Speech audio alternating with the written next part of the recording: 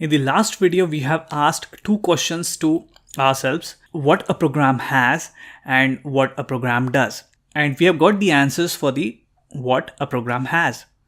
And we took several examples like calculator, a greeter program, and bank application. We have asked the first question, what a program has. The answer which we got is actually the data in our application. And we have seen different ways of defining data, like a number data.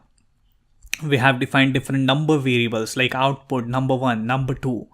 And then we have got another type of data that is like first name here, which is equals to Miley, which is a string data type. We have got a third type of data, which is Boolean, which can have a true or a false value. And in this video, we are going to ask the second question, what a program does.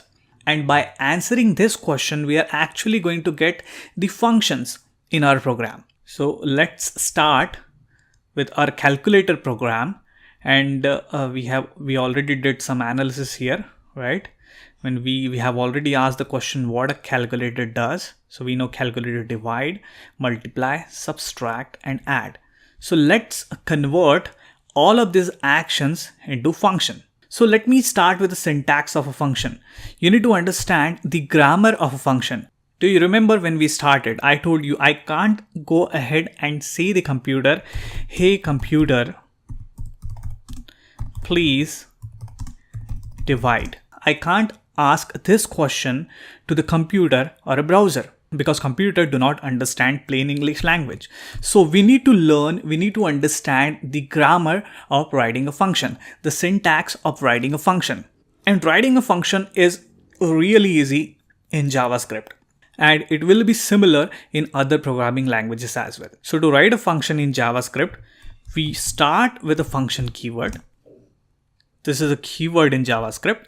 function is a keyword. It's a function keyword in JavaScript. Then we need to write the name of the function. Like in our case, the first function name is divide. Then two round brackets. Then opening curly bracket. And then a closing curly bracket. This is how we define a function.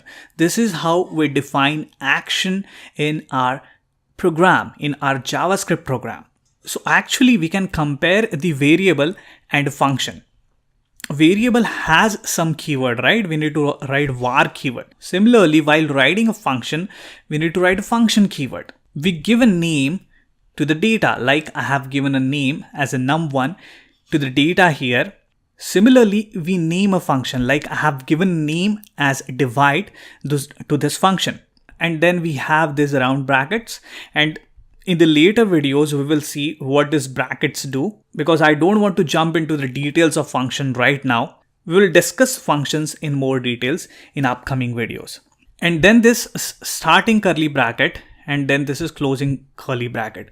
So this is known as the body of the function. And inside this body of a function, we write more statements. Like this is one statement of defining data. And we use semicolons to end the statement. This is not required, but it's a good practice to have a semicolon at the end of each statement. Similarly, we can have a semicolon here to end the function statement, but this is not required. So I have got my function definition here. I have used a function keyword. Then I have named a function, and I have started a function, and I have closed a function here. Now this is my function body. And inside this function body, I can take the actions which my program requires. So I'm going to take just one action here. I'm going to alert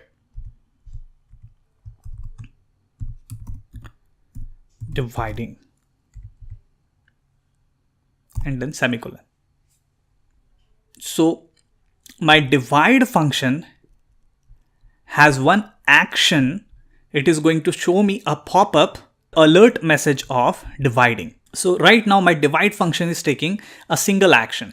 It can take multiple action as well. But right now I'm telling my divide function to do one thing only, just alert the message of dividing.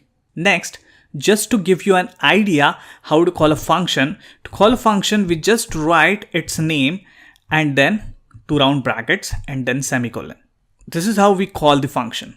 This is the definition of a function, and to call a function, we write a function name followed by two round brackets. So say suppose I want to run this program and see what my divide function is doing.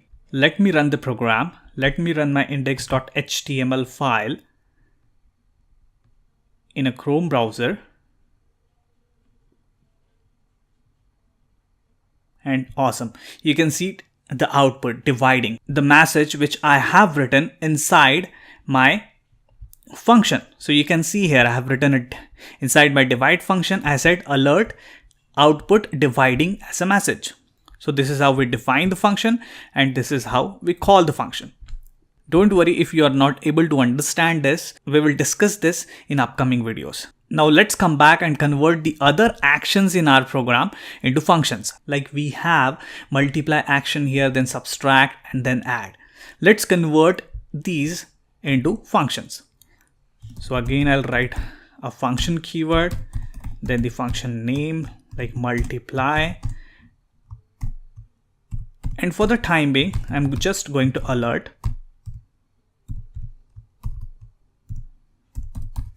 multiply. Similarly, we will convert the third action, function subtract, and again we will just alert the value. Let's convert one more method, add, and we will alert add inside here. And let's close the function as well. Save the file. So you can see I have converted all of my calculator actions into functions: divide, multiply, subtract, and add. Let's move on and convert the does part of other program like this greeter program. Okay, what it does, it greets to the user. Okay, so I'm going to write a function greet, and inside my greet function I'm just going to alert hello there. Similarly, let's convert the does part of a bank application into functions.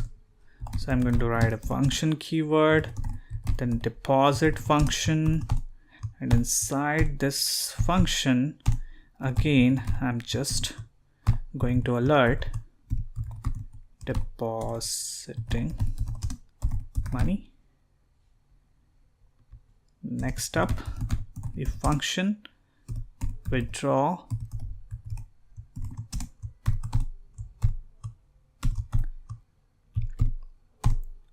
here also I'm going to alert withdrawing money. Simple. So you can see by asking this two simple question what a program has and what a program does, we can write a computer program in a much simpler manner. That's why I call this an ideal approach to programming. Now, by asking these two questions, you're not going to get the right answer all the time. But some of the has part, some of the answers to the has part, and some of the answers to the does part are definitely going to convert into data and function. I mean, at least you get a start to write something into your program. Now, as a last step, what am I going to do? I'm going to separate all of these three programs into separate files. So I'm going to cut all of my calculator program, I mean the has part and the does part, from here to here. I'm going to cut it, and I have created different folders. Like you can see the calculator program folder. So I'm going to open this index.js file and I'm going to paste all of that code here. So now I have my calculator program as a separate program. So all of this code, all of this index.js file code has one program only, and that is related to calculator. I'm going to go back into that file again, and I'm going to take all of my greet program, all of my greeter program from start to end. I'm going to cut it from here. I have a separate folder for that called greetings, and inside my greetings index.js file, I'm going to paste that code. Similarly, the last one, my bank application, I'm going to take all of my bank application code, cut it from here. I have a separate folder for it called bank, and I'm going to open the index.js file and paste it there. So you can see initially we have written all of our three programs into one file. Now I have separated my programs into three different files. So this is my calculator program, and it has what it has and what it does part, the two questions and answer to those questions, and we have converted the has part into the data and it does part into the functions. My second program, the greeter program, and my third program, the bank application program. This is how we actually write the applications. We are not going to write all of our code into one file. We separate our code into different files. And in this case, we have these files actually are different applications. So we should have a different file for each application. Now I want you to do this. Start exploring your mobile, start exploring your laptop, your desktop, start opening some of the applications in your desktop or a mobile or a tablet. Start asking these two questions to yourself: what a program has and what a program does. Write it down in a notepad file. Try to convert the has part into data, and try to convert the does part, the actions in your program, into functions. Start practicing it. You'll get an idea how to start writing a computer program. This is definitely going to help you. The ideal approach to programming is going to help you to get started with computer programming.